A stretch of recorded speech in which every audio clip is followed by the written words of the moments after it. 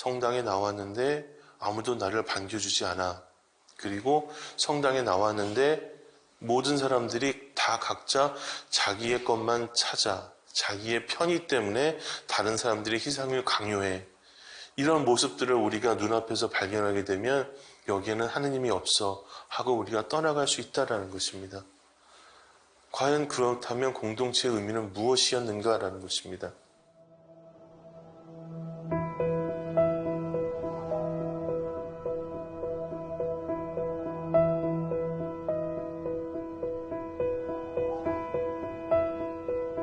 주님께서 너희와 함께 이런 프로그램 전체를 놓고 보았을 때 지금 중간 지점에 도달하였습니다. 여기서 잠시 지금까지 해왔던 내용들을 돌아보고 앞으로 나가야 될 부분들을 살짝 좀 말씀드렸으면 합니다. 1회에서부터 9회까지는 주님께서 우리와 함께 하신다는 것을 일상 안에서 우리가 체험하고 해석하고 그것을 우리의 삶 안으로 가져오기 위한 구체적인 영적인 훈련들에 대해서 특별히 영적 문해력이라는 개념을 통해서 설명을 드렸고, 특별히 6회까지는 관계성을 중심으로, 9회까지는 성경이라는 렌즈를 중심으로 우리가 어떻게 보아야 될 것인가에 대해서 말씀을 드렸고, 10회 이후부터는 주님께서 우리와 함께 하시다는 것을 우리가 받아들이고 해석하고 살아나가는 과정에 걸림돌이 되는 요소들이 무엇인지를 조금 구체적으로 좀 설명을 드리고 있습니다. 오늘부터 이제 앞으로 나갈 내용들은 특별히 고통과 시련 속에서 하나님께서 우리와 함께 하신다는 것들을 우리가 걸림돌로만 받아들이는 것이 아니라 공동체 안에서 어떻게 그것을 우리가 받아들이도록 도움을 받을 수 있는지, 그리고 그것이 공동체 차원에서 뿐만 아니라 개인적인 차원에서 어떻게 우리 여러 가지 내적인 개인적인 걸림돌들을 극복하고 하나님과 우리가 하나 되는 영적인 차원의 일치로 나아갈 수 있는지에 대한 부분들을 조금 구체적으로 설명을 좀 드렸으면 합니다. 그리고 이러한 내용들은 궁극적으로는 기도 안에서 모든 것들이 어떻게 수렴될 수 있을 것인가에 대한 방향으로 앞으로의 프로그램들이 진행될 것 같습니다.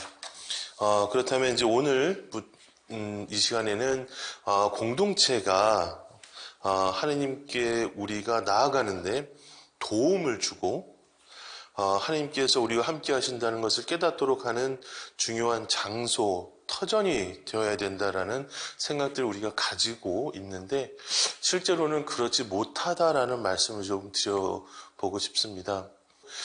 제가 몸담고 있는 수도원의 수도자들을 위해서 이번에 지난 2월 2일에 축성봉헌의 날을 맞이해서 유덕현 아빠스님께서 해주신 축성생활자들을 위해서 해주신 그 말씀을 좀 빗대서 제가 저의 이야기를 조금 풀어나갔으면 합니다.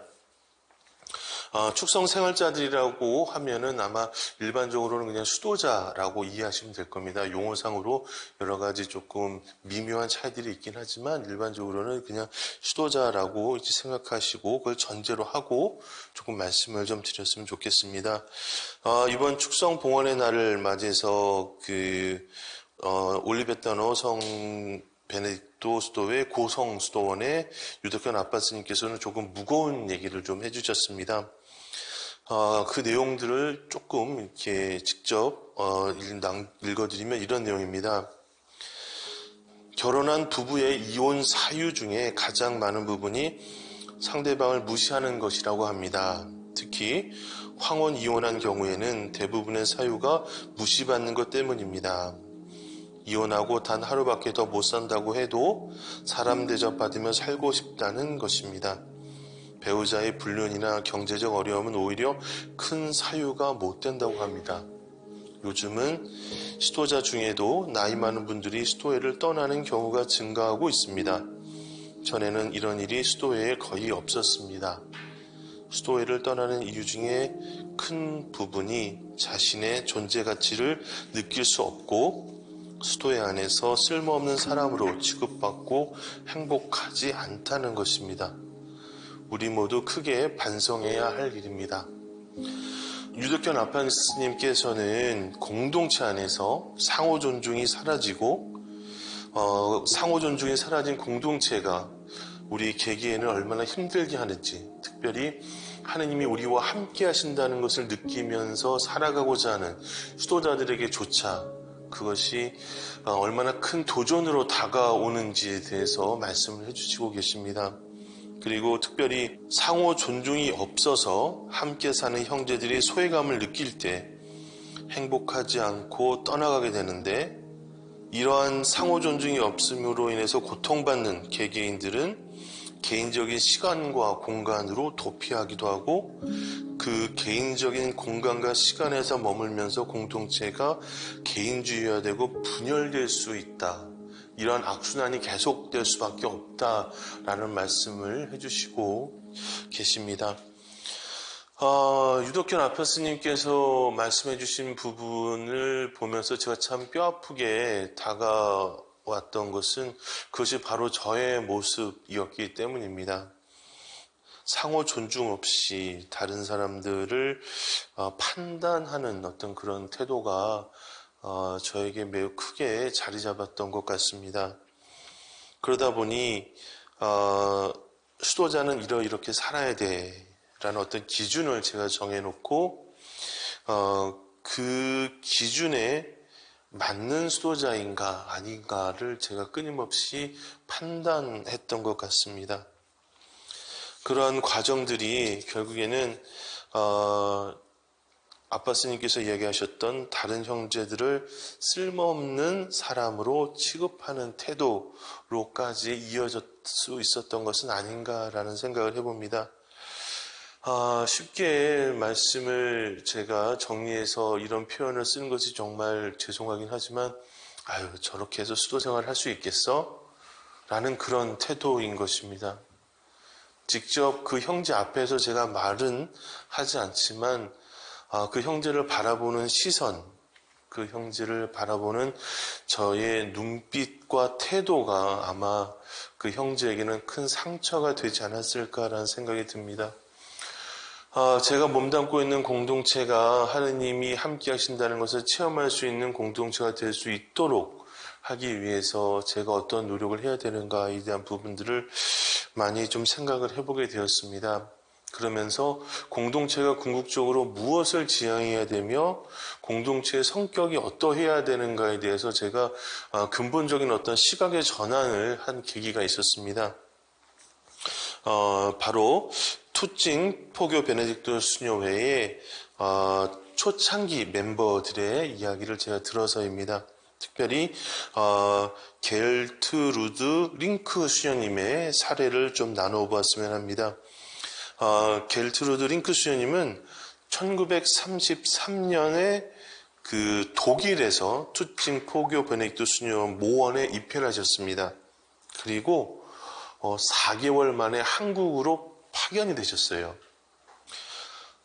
그래서 이제 원산 지역, 투찡 포교 베네딕토 수녀회뿐만 아니라 다른 베네딕토 수도의 수사님들, 신부님들과 함께 그 지역에서 활동을 하시다가 그 6.25 사변을 이제 겪으시게 되면서 1949년도에 원산 지역에 있던 외국인 신부님, 수사님, 수녀님들을 다 함께 수용소에 보내는 어떤 결정을 그때 정권이 이제 공산 정권이 하게 됩니다.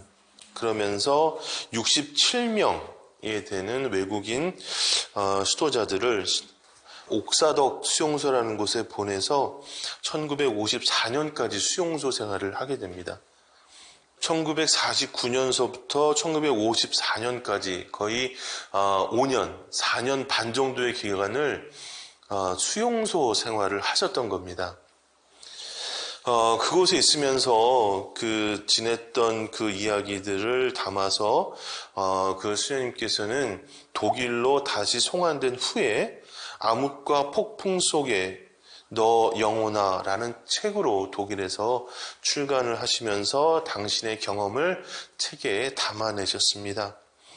그 책에 담겨 있는 내용들을 통해서 제가 공동체가 과연 무엇인지, 그리고 특별히 이 공동체가 궁극적으로 어떤 장소가 되어야 되는가에 대한 것들을 제가 다시 한번 보게 되었다라는 것을 수녀님의 어떤 그 말로서 제가 좀 이렇게 나누어 보고 싶습니다.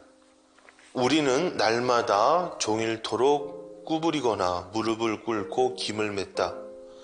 옥수수, 기장, 콩, 감자를 하나씩 손으로 잡고 자갈 투성이의 밭을 고루고루 갈고 손질해야 했다. 장마 때에도 아무 장비 없이 뼛속까지 적셔가며 새벽부터 밤까지 일했다. 몸에 배지 않을 기후와 굶주림과 간수들의 학대로 일은 갈수록 더 고통스럽게 되었다. 그 소장은 거의 광적인 증오로 우리를 괴롭혔다. 크리스천이라 해도 짓밟히고 괴롭힘을 당할 때 그 미움과 불의에 대해서 마음으로 표현하고 온전히 촉찰할 수 있는 것은 아니다. 이러한 환경에서 원수를 사랑하라고 하신 그리스도의 말씀을 따르기 위해서는 참으로 말할 수 없는 인내와 힘이 필요했다. 제일 견디기 어려운 고통은 지금의 우리 생활이 무슨 의미를 지니는가, 우리의 삶이 무가치하지 않은가 하는 의문이었다. 희생의 가치는 무한한 것이라고 말하기는 쉽다. 그러나 정신적 가치를 추구하는 건전한 우리 본성이 요구하는 실제적 활동에 대해 이 삶은 매일 매 시간 지켜나가는 일은 참으로 어려운 일이다. 수녀님께서 처하셨던 그 상황은 굉장히 극단적인 상황이긴 합니다. 외국인들만 따로 모아서 수용소 생활을 하면서 극도의 어떤 고통을 주는 상황들 안에서 과연 하느님이 어떤 존재인가? 하느님이 이런 고통을 허락하시는 이유는 무엇인가?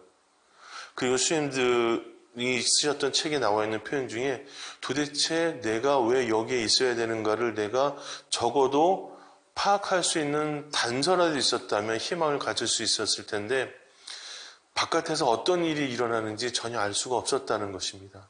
전쟁이 일어났는지, 전쟁이 언제나 끝나는 것인지, 그 어떤 것에 대한 단서도 얻지 못한 채로 그 절대적인 고통과 절망감 앞에 있었을 때 그 수녀님은 하느님은 과연 어떤 분이시고 하느님이 나와 함께 하신다는 것이 무엇인지에 대한 깊은 질문을 던지게 되었다는 것입니다. 그렇다면 그 순간에 공동체는 어떤 역할을 그 수녀님에게 해주었는가라는 것입니다.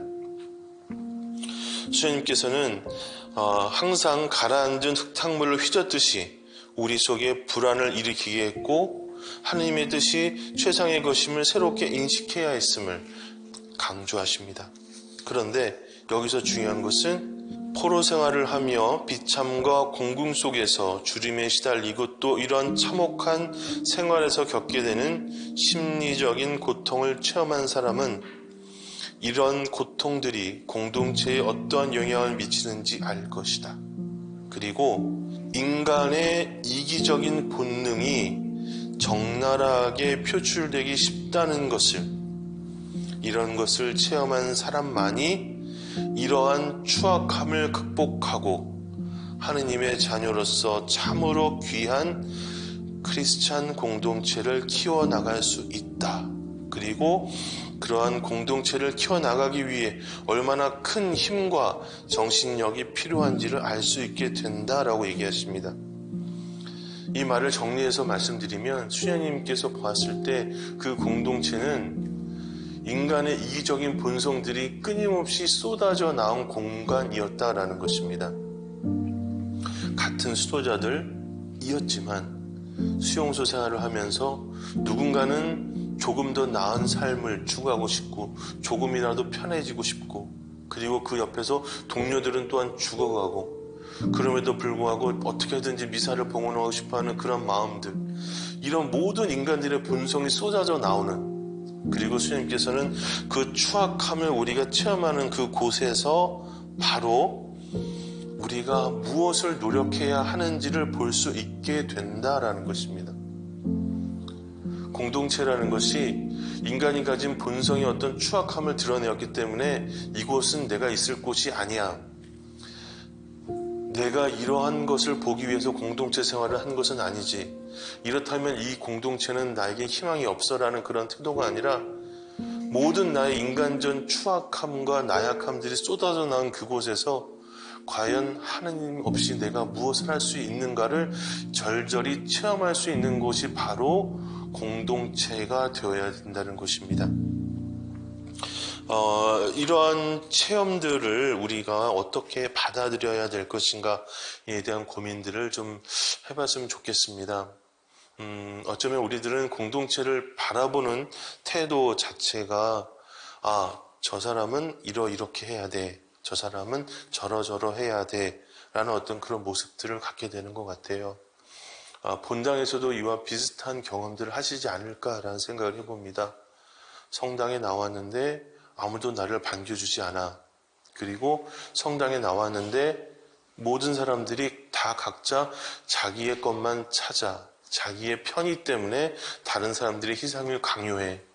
이런 모습들을 우리가 눈앞에서 발견하게 되면 여기에는 하느님이 없어 하고 우리가 떠나갈 수 있다는 것입니다. 과연 그렇다면 공동체의 의미는 무엇이었는가라는 것입니다. 예수님께서는 바로 그러한 삶의 자리로 내려오셨다라는 말씀을 드리고 싶습니다. 우리가 추구하는 어떤 그 이상은 우리는 항상 높은 곳을 향해 있습니다. 모두가 사랑하고 이해하고 용서하고 모든 사람들을 받아들이는 것이 우리가 추구해야 될 공동체이고 그 안에서만이 우리가 하나님을 만날 수 있다라고 우리들은 자연스럽게 생각하는 것 같습니다. 하지만 예수님께서는 우리의 그 누추함이 있는 곳으로 내려오신 것입니다. 특별히 그 성경 말씀을 마지막으로 하나 나눠보고 싶습니다. 마태복음 21장 12절에 예수님께서는 성전에 있는 상인들을 판매하는 것들을 뒤엎는다는 어떤 표현들이 나옵니다. 그런데 예수님께서 성전 상인들의 그 테이블을 이렇게 뒤엎는 것에서 우리들은 예수님께서 분노하고 화를 내셨다라고 많이 생각을 하는 것 같습니다. 이 성전을 아름답고 훌륭하게 잘 가꾸어야 되는데 이곳을 나쁜 곳으로 채워놓았기 때문에 이 나쁜 것들을 뽑아내버리고 나쁜 것들을 치워버리는 방식으로 예수님이 왔다고 생각을 한다는 것입니다. 그런데 제가 그 1회에서 설명드렸던 그 저희 동기이신 분님, 성경 전공하신 그 신부님의 말씀을 따르면 예수님께서 하셨던 그 모든 행동의 그 어원들을 따져보면 행동을 묘사한 그 성경의 어원들을 따져보면 분노, 화와 관련된 것들이 없다라고 합니다. 그래서 단지 정리해서 말씀드리면 예수님께서는 성전에 펼쳐져 있는 그런 많은 상인들의 테이블을 뒤엎으셨던 것은 화를 내시는 것이 아니라 그것이 올바른 길을 갈 수 있도록 방향을 잡아주셨다라는 것입니다. 그리고 그것이 올바른 기능을 할 수 있도록 하셨던 그 예수님의 마음 안에 무엇이 담겨 있느냐를 우리가 보는 것이 중요하다라는 것입니다. 그런 면에서 놓고 본다면 우리 공동체에 있는 어떤 여러 가지 모습들, 우리가 생각했던 모습들, 기대했던 모습들, 아름다워야 되고 사랑해야 되고 하는 그런 모습들이 만약에 우리가 예수님께서 우리와 함께 하시지 않으시는 표지라고 받아들인다면 저는 오히려 이렇게 닮고 싶습니다. 예수님께서는 그 안으로 오시는 분이십니다. 그리고 그 안에서 우리에게 필요한 것이 무엇인지, 우리가 놓치고 있는 것은 무엇인지, 우리가 정말로 봐야 하는 것이 무엇인지를 오히려 정확히 잘 보여주실 수 있는 것은 아닌가라는 생각을 해봅니다. 영적인 문해력이라는 차원의 개념을 통해서 제가 여러분들께 설명드리고 있는 것은 바로 이러한 지점들입니다. 예수님의 시선에서 무엇을 바라보고 예수님께서 무엇을 주시고자 하셨는지를 성경의 말씀을 통해서 바라볼 때 내가 공동체를 바라보는 시각이 달라지고 내가 공동체를 바라보는 시각이 달라질 때 그 시각을 통해서 이미 나를 이끌어 주시는 다른 곳이 아니라 내가 속해 있는 이 삶의 자리, 이 공동체 안에서 하나님께서 나를 어떻게 이끌어 주시는지를 우리가 볼 수 있게 되는 것 같습니다.